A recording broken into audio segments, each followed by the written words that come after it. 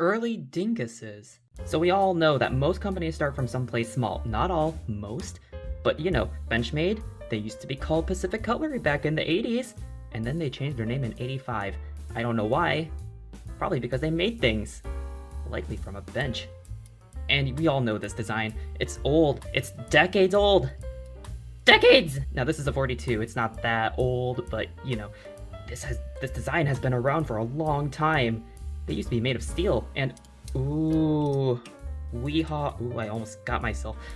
Don't look at that. Don't look at that. Don't look at my boy. And then there's Squid Industries. The biggest balisong company in the balisong world, at least from the United States. They're doing big company things. We don't need me to explain that. Or do I? So anyways, the Mako. The Mako, we all know about the Mako, right? Iconic shark design. Ooh, oh, my sloop. Anyways, iconic shark design. They weren't always bottle openers. I don't have a V1. Those are hard to find. But, they started becoming bottle openers at V2. This is a V2, by the way. You can tell because it's got tang pins. Squid's tang pins. Funny thing about the tang pins here, there's no spacers up here. So, when you squeeze on the handles wrong, ooh, oh no. No, come on! Also, they were sandwich. Please bring back sandwich. Please, we're all begging you. Stop the channel. And then also from Squid Industries, we've got the always iconic, ooh, Squid Trainer. Ignore that. That's not my doing. That's from the previous owner. This is not a V1, by the way. Those are very hard to find, and when they do pop up, they are extremely expensive. And I'm not paying $1,000 for one of those. It's just like they've always been. They're just billets of minimally milled aluminum, rounded edges. Ooh, fancy. Ooh, no, that's whatever. You can just get a bit to do that. The bottoms of the old ones, you can tell they're older when they're flat like this. You can see that there's an angular edge on these. Ooh, ignore my long nails. I do classical guitar. Ooh, it's flat. And you can tell this is a 2.5 because, ooh, it's got a bead blasted finish. Oh, matte. The V2s had a satin machine finish for the most part. You can also tell it's an older boy because, well, let's just say, Squid proved bigger is not always better. But I don't want to talk about these dinguses. We all know about Benchmade and Squid Industries. Everybody knows that. Get out of here, you dinguses. No, I want to talk about Chungus. Now, if you don't know about this weirdo, I don't blame you, because they don't exactly exist. I mean, clearly this exists, but they were never in production for more than just one, I guess I would call it a micro drop. I think there's about 7 units in total out there. This is a prototype. This is included in the 7-ish units. But this thing here, this is called a sixT. Nope, you heard me right. Not a 5T, not a Delta 4. This is a sixT from Machine-Wise. Now, most people established in the community, I'm sure, have heard of Machine-Wise, right? Established with, well, I don't have a Delta 4. Those are extremely hard to find as well. There's not a lot of them out there. But this is a 5T. I'm sure most people who are aware of Machine-Wise know what a 5T is. The first true production knife that came out of Dalen's shop when he was just a one-man show running it with a less than ideal mill at the time. But these chunguses, we all know about them. His attempt at a slimmer balisong. They're still really fun, by the way. If you can find one, they're just, oh, so fun. God! Anyways, the 5T.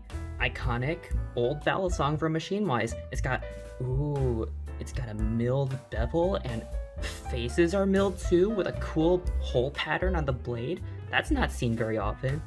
More people should do that, by the way. I think that's really, really cool. And it's got face chimping?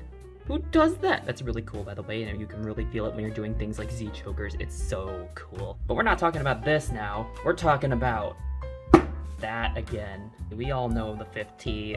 Most people know the 5T. Fans of Machine-Wise know about the 5T. This is its lesser-known cousin, the sixT. You can see that it's got a very similar profile and shape, for the handles at least, not the blade. This blade is a weirdo. Don't ignore that. That's Dalen did that for somebody. But this unit is a prototype, not a production unit. You can tell because it doesn't have a logo here. It doesn't tell you the blade steel on the other side, and by the pivots. The face milling just abruptly ends right here. On the actual production units, just like a Marin, they had a little chevron that was cut right here to make a more smooth transition between the face milling and this flat part by the pivots. Other than those few cosmetic things, most everything between this prototype unit and the production units, mostly the same. I believe some of the production ones also had a cross-hatching kind of thing going on with the swedge over here, but that was just a couple of them, I believe. I don't think all of them did. Functionally, some of them had bearings. This is a bushing one, by the way. The prototype is bushing. Now, there was a sixT that was considered a first production. It was one unit, and Dalen decided to make a Purple Heart wood box for it. It had sections in it for bearings. So I believe that one was bearings, and I believe a couple others were also bearings. I don't know how many were. It was probably about half of them, I would guess. I don't know for sure. There's not a lot of information on these things. They're rare, and I hate it because they're so fun. Speaking of fun, listen to this.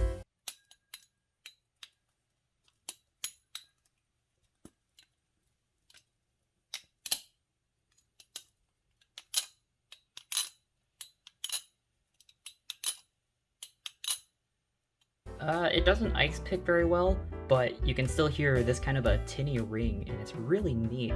Considering it's a speed channel, I guess that's not too surprising, but it is very, very pretty sounding for what it is, considering it's still a prototype unit, so it's not exactly the most finalized version of it, but for what it is right now, I love this thing. It's really, really cool, and I really wish there was more of them so more people could actually experience these, but unfortunately, I gotta keep this one protected for reasons.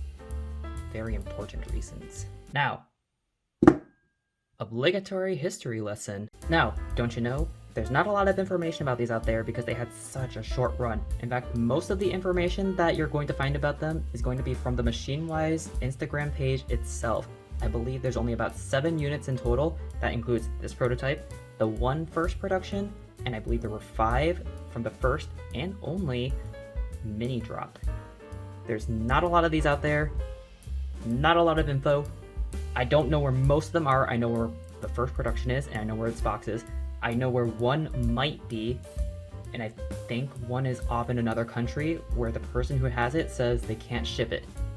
I'm gonna see if they can eventually though.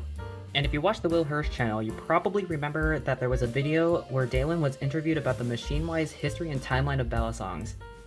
This was never mentioned, but I know where it belongs. Between the sixT and this, there's this. Between these two, Dalen agreed to do some prototyping for somebody, and that was his first taste of a real Flippers Balisong. This was in that transition period, and that's why it had such a short run. He decided to can this entire project to make the Marin. It birthed this beautiful, legendary Balisong. Better off discontinued. It's better off discontinued. Don't fight me with this because Dalen also agrees with that. And that's it. That's all I know about this obscure, very short-run Balisong from MachineWise. I just wanted to give it a little bit more spotlight because I thought it deserved more than what it has. More people deserve to know about it. Thank you so much, Dalen, for letting me borrow it. I wish there were more, but I understand why there's not. That's it. Thanks for watching, and get out of my house. So I don't exactly have a mounting arm yet to do these recordings with, so you wanna know how I'm recording right now? Oh no, it's just tape. My phone was on tape.